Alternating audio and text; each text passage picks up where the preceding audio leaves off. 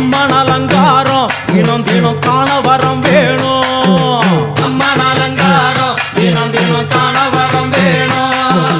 அம்மன் அலங்காரம் கண்டு விட்டா நம்ம குறை தீரும். அம்மன் அலங்காரம் கண்டு விட்டா நம்ம குறை தீரும். அம்மனுக்கு விரதம் ஆதி முதல் இன்று வரை வழக்கம். அம்மனுக்கு விரதம் ஆதி முதல் இன்று வரை வழக்கம். சமயபுரத்தில் நம்மை வாழ வைக்க மாறியும் விரதம் கொண்டாளே மாறி. அம்மன் அலங்காரம் தினம் தினம் காண